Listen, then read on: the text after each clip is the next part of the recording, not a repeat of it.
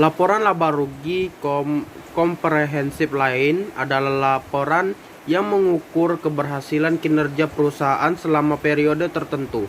Informasi tentang kinerja perusahaan digunakan untuk menilai dan memprediksi jumlah dan waktu atas ketidakpastian arus kas di masa depan.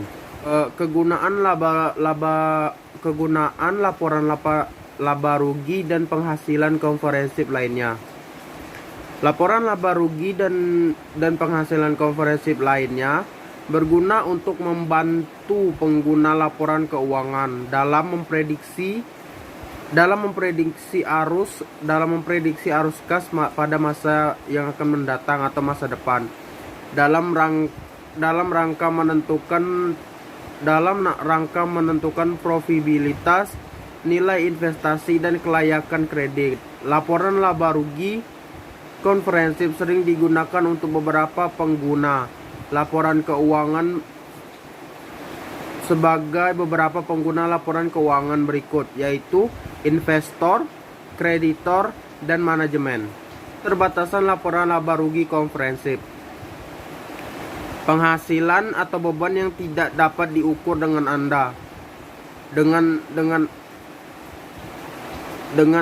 tidak dimasukkan ke dalam laporan laba rugi komprehensif. Laba yang dilaporkan mempengaruhi metode akuntansi yang digunakan.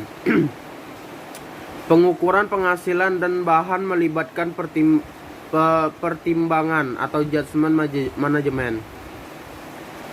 Selanjutnya, kualitas laba. Kualitas laba menjadi sangat penting karena dapat dipengaruhi oleh manajemen laba. Manajemen laba dapat merusak informasi yang dihasilkan laporan keuangan dan menjadi informasi yang menyesatkan lebih jauh lagi. Kualitas laba yang rendah akan merusak kepercayaan investor terhadap informasi yang tersaji di laporan keuangan. Selanjutnya, elemen laporan laba rugi dan penghasilan komprehensif lainnya. 1. Penghasilan adalah kenaikan manfaat ekonomi selama satu periode akuntansi yang menyebabkan kenaikan aset neto atau ekuitas dalam bentuk penambahan atau pemasukan aset atau penurunan liabilitas yang tidak berasal dari kontribusi pemilik modal. 2.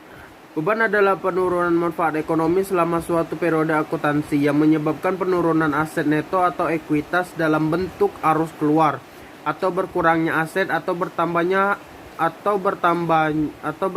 liabilitas yang bukan termasuk distribusi kepada pemilik.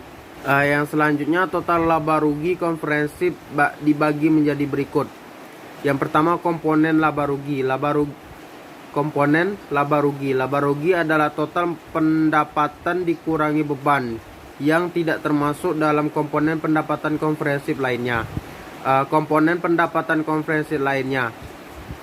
Pendapatan komprehensif lain berisi pos-pos terpendapat dan beban yang tidak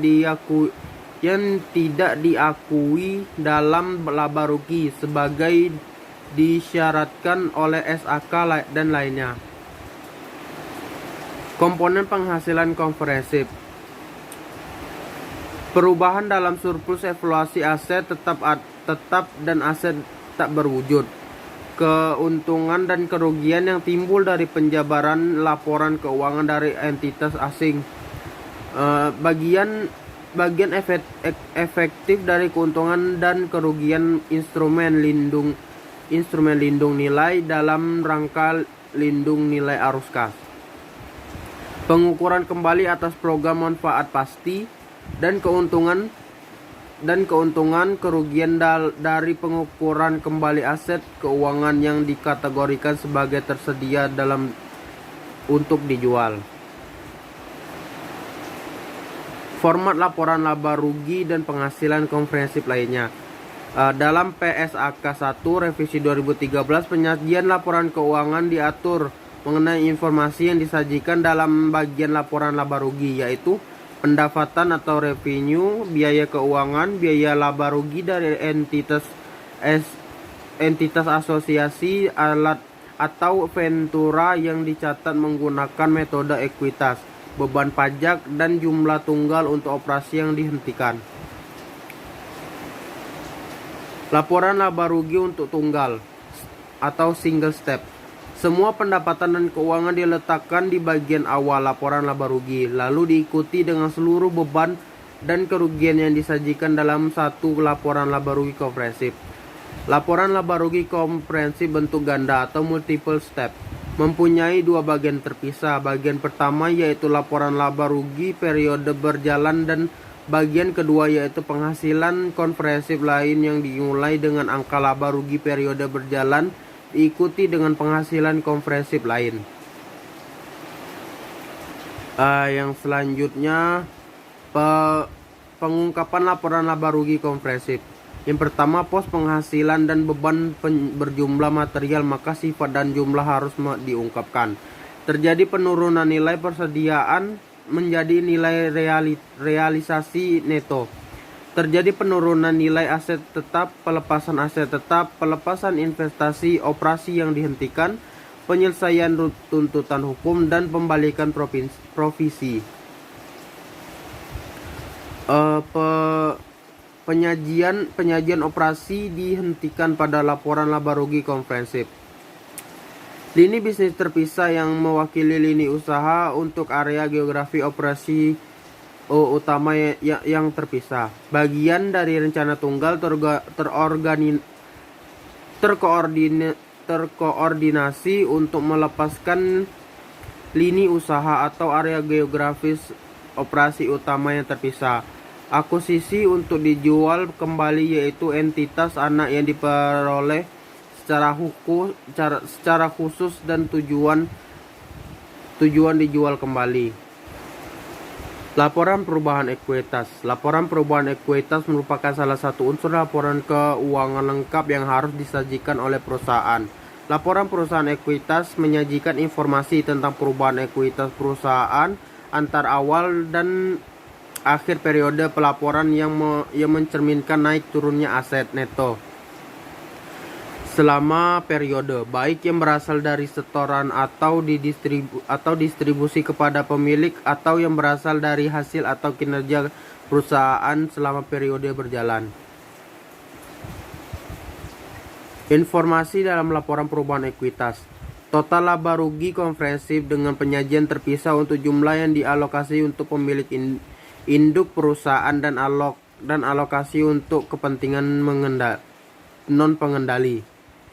Dampak setiap pengaruh penerapan retrospektif atau penyajian kembali untuk setiap komponen ekuitas biasanya dirujuk dengan penyesuaian tahap saldo laba awal periode.